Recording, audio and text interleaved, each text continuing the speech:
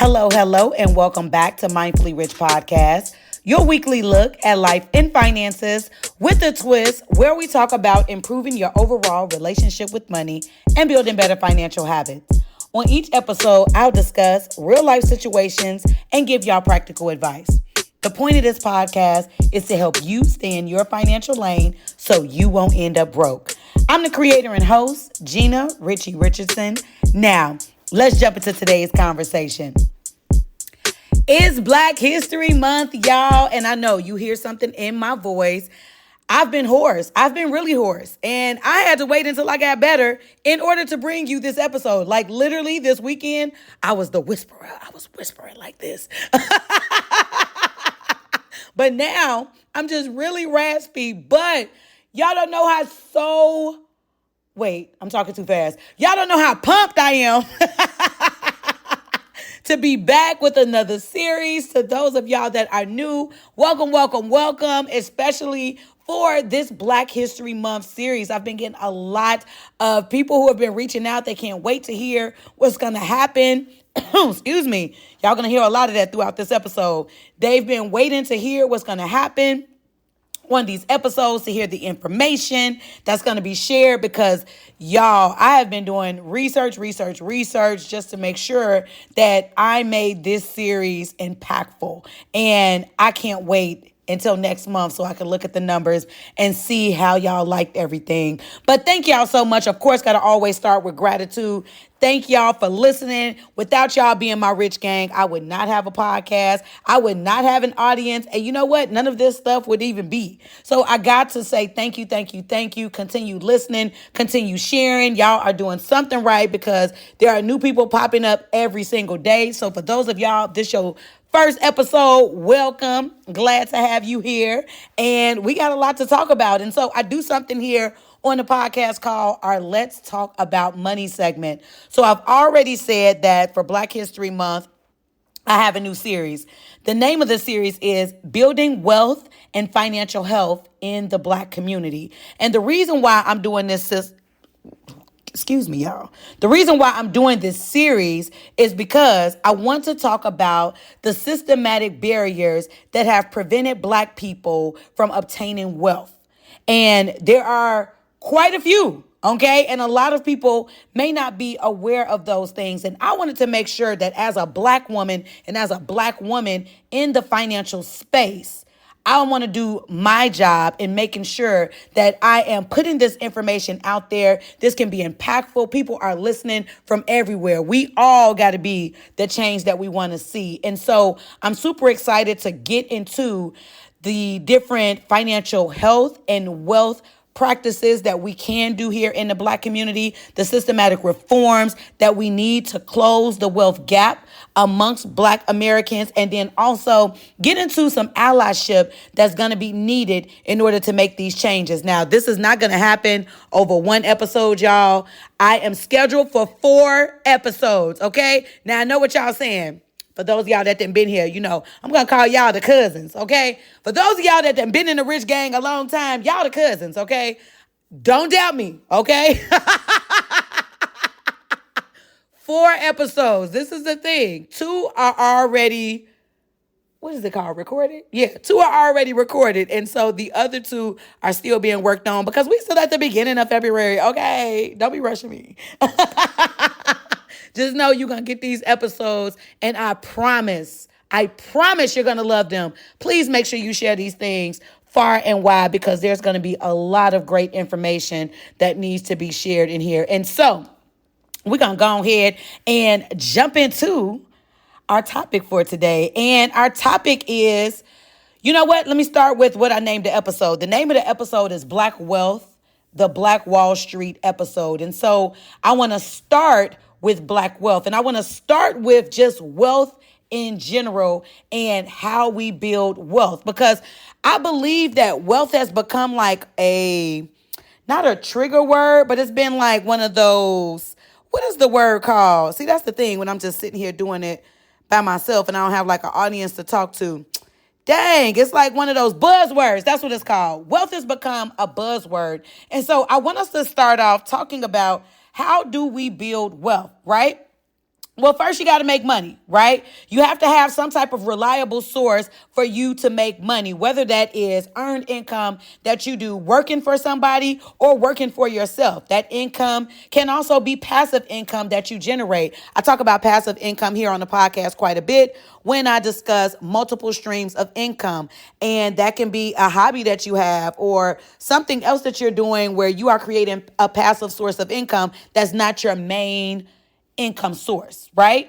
Then you have to save money, right? You got to make money in order for you to save money. And although saving money is not going to be the lone thing that you're going to do in order to create wealth, saving money is going to help you with accumulating wealth, because when you're saving money, you are building monies up so that you can make it investable. You can invest in those things that you want to do. So whether you're investing in, excuse me, I told y'all it's going to be happening all throughout the episode. Whether you are investing in, let's say you're investing money into a business, you're investing money into, say, an investment like a real estate property or a stock, a bond, any of those things. Those are investments that you can make that can generate you some future money, right? But you got to have the money in order to invest money. And I know people make investments seem like you do this today, rich tomorrow. That is not how it works. Okay, that's not how it works. And lots of people have to make sure that they have some reliable money. You have to be making money in order to save money, in order to invest money so that you can start building wealth. All right. And I want to make sure that we're talking about those wealth builders again, because I just went through what investments are, but some wealth builders for you could be investing in real estate. Lots of people are investing in real estate. I don't want to say right at this moment, but a lot of people have invested in real estate so that they can accumulate wealth. It may not be generating all of the monies that they're having right now, but look at what investments are. You are generating future income for yourself, right? And real estate can be a good investment. You got to make sure that you are being advised properly, right? Some people jump into doing stuff and they're not advised properly. Lots of people right now, I'm going to say, in real estate investments have Airbnb. Now, they don't always have to be the same, because I hear, because I don't know, that's why I'm going to say I hear that you can have Airbnbs without actually owning a property. There are some people who buy properties just to make them Airbnbs and to rent them out and do all sorts of things. So real estate can be a good wealth builder. You also have businesses. You can invest in businesses. Right now, at this moment, I have Shark Tank on, which is one of my favorite shows. I sit here, I watch the show. I love it. I love to see how these sharks, if you haven't watched it, you're just going to have to go see it, but freaking love it. They invest in people's businesses. Like they take on equity shares in a business, or they give money to business owners and they receive either equity or they receive royalty deals from them, right? That's another way that you can build wealth, because once again, you are generating future income, right? Then you also have another wealth builder being stocks and bonds. I'm not in the stock and bond business. People make money from them. I don't know how they do it. I'm not a stock girl. I am not a bond girl. I would recommend that you get with people or you follow people on the social medias. As I'm becoming an elder, I want to act like one and say things incorrectly just to piss people off, okay? But I recommend that you follow people on the social medias that you trust, that talk about stocks and bonds, and or do your own research yourself so that you can figure out how you could generate future money from stocks and bonds. But I wanted to just give you an overview of what wealth is, how you accumulate it, and some wealth builders. Now, with all that said, Black people should be able to make money, save money, then invest their money in the wealth builders that I've mentioned, right? So that they can build wealth. It should just be easy, right? It's not. Because for centuries, y'all, centuries, I ain't talking about a couple of years. We're talking about centuries of systematic discrimination that has despaired our Black community from being able to build wealth and participate in the same wealth building that our white counterparts are able to participate in, right? And our disparities, they start at birth. I don't know if y'all know this, but Black women are 3 to 4 times more likely to die during pregnancy than white women are. Okay? So they taking us out in the beginning. That's number one. All right? So that's something that's even going on in the hospitals. Then next, black households are 2.5 times more likely to experience food insecurity than white households. Next stat, you also have black undergraduates who owe at least $7,000 more in student loan debt than our white counterparts.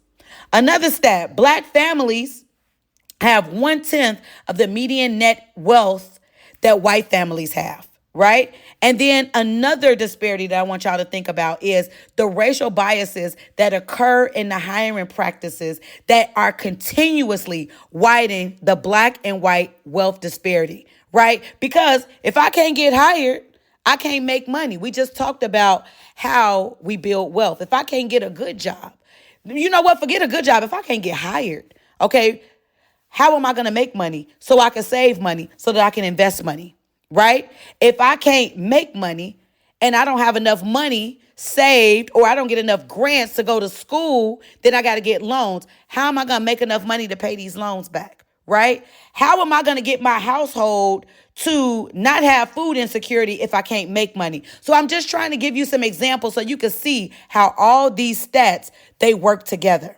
So I can't talk about black wealth without talking to you about one of the most prominent black communities in U.S. history called Black Wall Street. So in Tulsa, Oklahoma, the Greenwood district was known as Black Wall Street.